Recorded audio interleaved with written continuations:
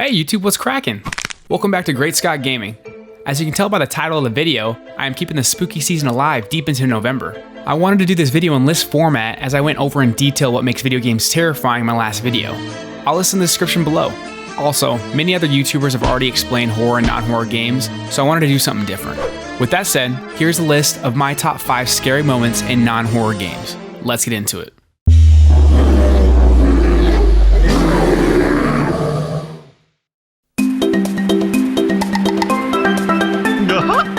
This gaming moment is actually the reason why I wanted to make this list in the first place. But can you guess which part of the game I'm talking about?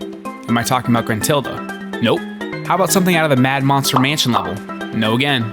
I'm talking about Snacker the Shark from Treasure Trove Cove. Say that 5 times fast.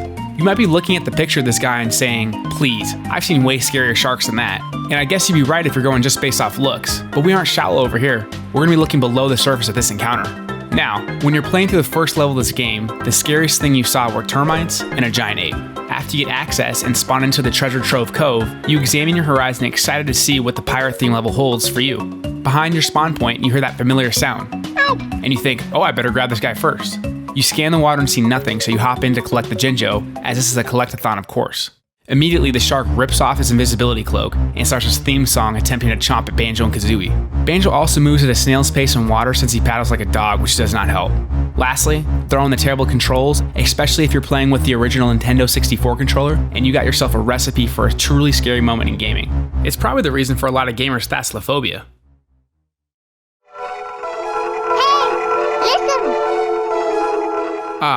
The Legend of Zelda: Ocarina of Time. Arguably the best game out of the Legend of Zelda series. It sure has its fair share of creepy and scary moments, but there is one in particular that always gave me the heebie-jeebies. I'm sure a lot of you may think I'll be talking about Dead Hand when you enter the well in the Shadow Temple, but that enemy didn't even really creep me out. Now, there is something you encounter in the same temple, but you also encounter in the Forest Temple. Can you guess what it is? Let me offer you a hand. The infamous Wallmaster. The first time you encounter these weirdos is after a twisted corridor while in the Forest Temple. Then, as you walk into the following room, it appears to look upside down and distorted. Side note, the Forest Temple has an ominous soundtrack to pair with this encounter, so it adds to the overall creep factor.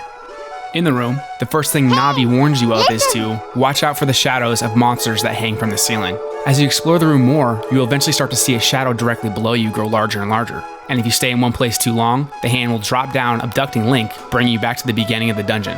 Even creepier, if you dodge the hand, it crawls around on the ground like a scrambling spider. And that is my sign to leave.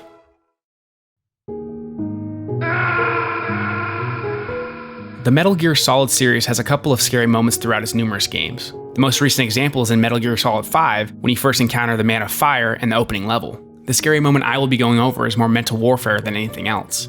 It is a boss fight with Psycho Mantis from the original Metal Gear Solid, where he breaks the fourth wall with the player. For those of you who do not know what the fourth wall is, it is a space which separates a performer or performance from an audience. I like to think of it like you're watching a sitcom, such as 2.5 Men. You can always see the 3 walls, but the audience looks through the 4th invisible wall to observe what is happening. A great example of someone who breaks this constantly is Deadpool. Why is this scary in Metal Gear Solid? Well, it was the first notable time ever happening in video games, so it was fresh and players were not expecting it. Secondly, before the battle even begins, he starts reading your memory card, stating things to the player like, you have not saved often, or you like Castlevania, don't you?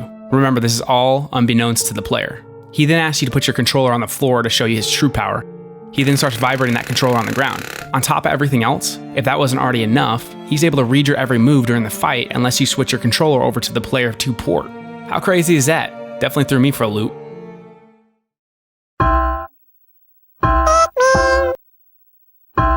Pikmin was one of my favorite games as a kid. I have fond memories of the first 2 games with my younger brother while playing through them. Love the artwork for Pikmin 2, by the way. The first 2 games were stressful enough with the timer they put you on to hit your goal and get off the unknown planet. Victory is achieved in the first game by collecting different ship parts, and in the second, it is achieved by collecting items to pay off your 10,000 Poco's debt. So with that stress already weighing you down, when you run into your first spider boss, you know you don't have time to make mistakes or risk wasting Pikmin or a day in game. This enemy is terrifying because it's unlike any other enemy you have seen before, as it towers above you and your Pikmin army. Of course, these buggers are notorious for their stomps, destroying whole chunks of your army in a single step as well. This is also before Pikmin 3, where you get the rock Pikmin breed that are immune to getting pommeled into the ground. It only gets worse as you get further into the game as well. I mean, look at this guy.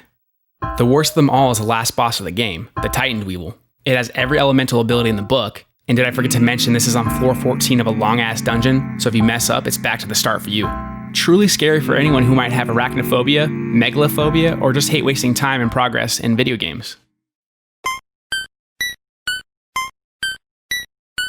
Oh boy, everyone knows this town. This is probably the most infamous town in all of Pokemon. It is also the owner of the infamous melody that haunted our 7-year-old dreams. The town has a creepy purple haze when you enter, and the first sign you come across states an item called the Sylph Scope will make the invisible plain to see. Even speaking to townsfolk reveals some creepy dialogue. For example, when we talk to this girl, she asks if you believe in ghosts. If you respond with no, she states, "Of course, that white hand on your shoulder, it's not real."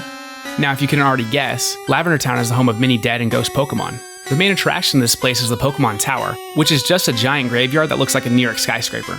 This town is also a hub for its many creepy fan theories and references. Let me name a few. Did you know Mr. Fuji, the man you need to find to advance your mission, is potentially a reference to Mount Fuji? Right on its edge sits the Aokigahara Forest, which is also known as the Suicide Forest. This is a very popular place in Tokyo for people to commit suicide. There is also a creepypasta theory that hundreds of Japan kids committed suicide because of hearing that infamous town tune so many times. Finally, when you're exploring the Pokemon Tower, you find your rival Blue Morning. People theorize this is because of his dead Raticate that you, the player, might have killed on the SS Anne. They theorize this because there is no Poke Center on the boats, meaning he might have been too late to save it.